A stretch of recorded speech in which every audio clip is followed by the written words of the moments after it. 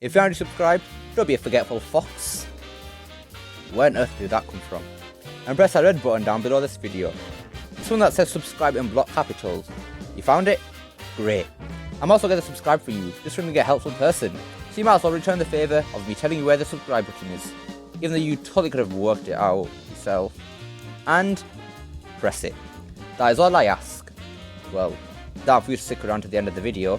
Anyways, cue the goddamn intro.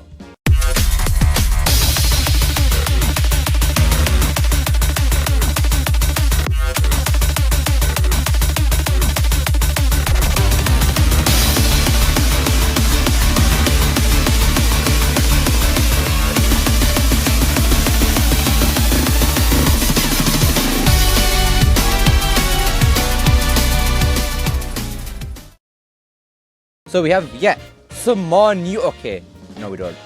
That was a lie. But what isn't a lie is all the news that we've got so far could be the building blocks to make the next 5 years, and possibly even more, Sonic's best. So, without any further ado, let us discuss. A nice little rhyme there. To start the discussion, let's first take a look at Sonic's most known piece of media, the games. Sega haven't been the greatest when it comes to releasing top-notch games because of the 3D kind recently, but if the recent news and leaks are anything to go by, we could really be in for a treat. So, there have been a lot of leaks saying that Sega's straying away from the boost, and going back to how it started. No, not classic Sonic in 2D, I meant how Sonic started in 3D. No, not Sonic 3D Blast, I meant Sonic Adventure. So, basically, they might be going back to the adventure formula. This is a very good thing for multiple reasons. If Sega, for example, pull off an Amazing Adventure remake, or remakes, that would pretty much set Sonic up big time. An Amazing remake would do great in terms of reviews and critics, since the original duo of adventure games are already critically acclaimed. So, if Sega were to pull off an amazing remake of the two, by fixing all the problems the games had, like collision problems, and add brand new stuff, like more multiplayer modes, then I have no doubt that they would do brilliant critically. Sonic would be back onto the levels of Mario, and even higher, like he used to be. Unless IGN have something to say about it.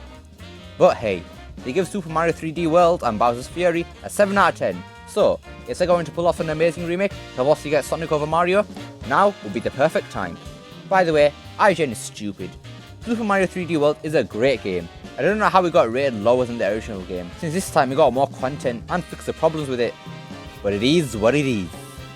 This could even work vice versa, meaning that if Sega were doing adventure remakes this year, but still a game with adventure gameplay, then we could all put our faith in Sega to go ahead and give us those remakes, because if they make a game that perfectly replicates, or is very closely replicating the adventure formula, then I have no doubt that the remakes will be in good hands. They just need to improve on what they have if they needed to, and just recreate everything from the adventure duo, and we are rock solid. But it doesn't just stop there either, my friend. Think of the future. What does this mean in the long run for Sonic? Well, let me tell you, it's pretty good.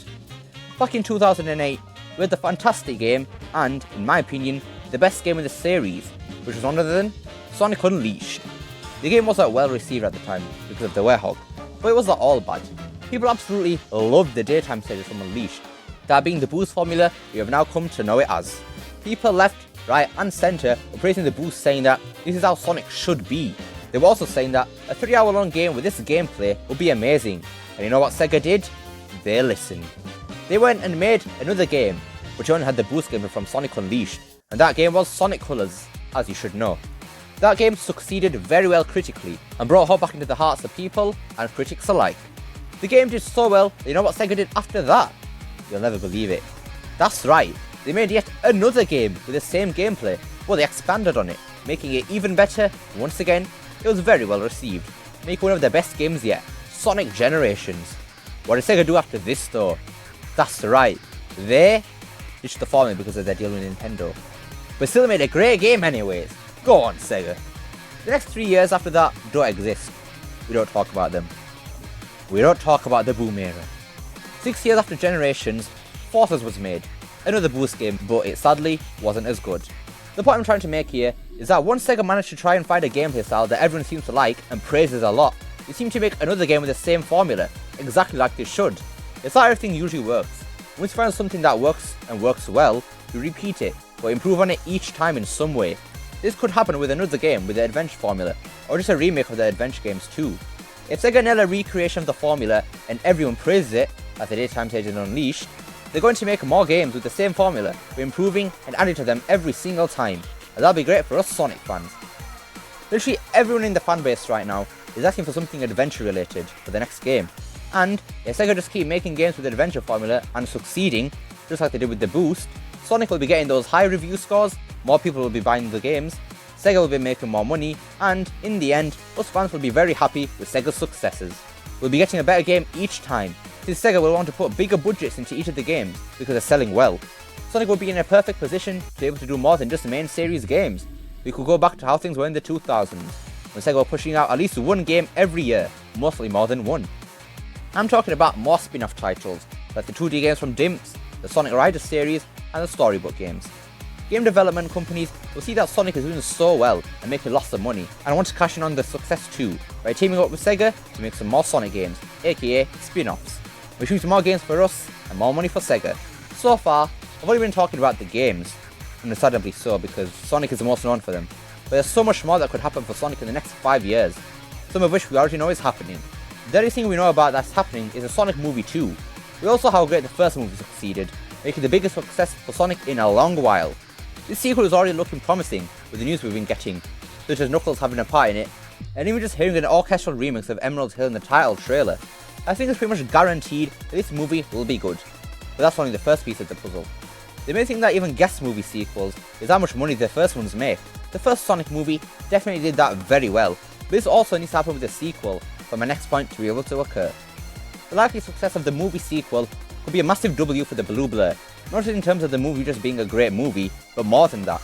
We know that there are apparently multiple movies in development right now, more than just a sequel. Paramount clearly want to take Sonic further than just these two movies.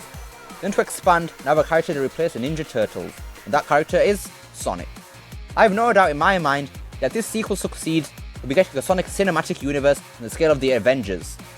There is just so much that Sega have created with Sonic that would be perfect for a cinematic universe. The amount of characters that are in the franchise is mind-blowing, and then all the stories which could be told with them too, just amazing. The cinematic universe will last for a very long time, and over the period of that time, think of all the success that could and would generate.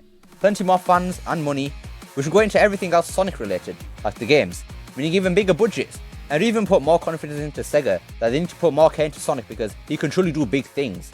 This cinematic universe could also be a source of relief from a drought, if we happen to get another one. If we don't have game news or games at all, there will always be the movie to get news from and be excited for. Sonic will never die. The final thing we know that Sonic will have is Sonic Prime. This, just like the movie sequel, is already looking very promising from all the news we've been getting recently. It's looking like it will have the same tone as Sonic Unleashed, serious with some reliefs of humour here and there, which is perfect.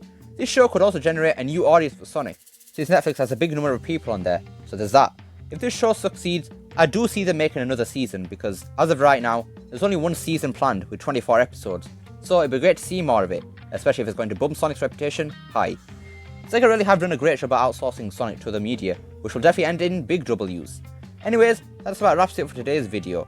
These next couple of years really could prove to be Sonic's best, if Sega are willing to give us an adventure related game, because we already know that everything else will succeed. This is down to Sega to put the cherry on top with great games. I hope you all enjoyed this video. Don't forget to like, share, subscribe, especially that last one, and I hope to see you next time. Peace.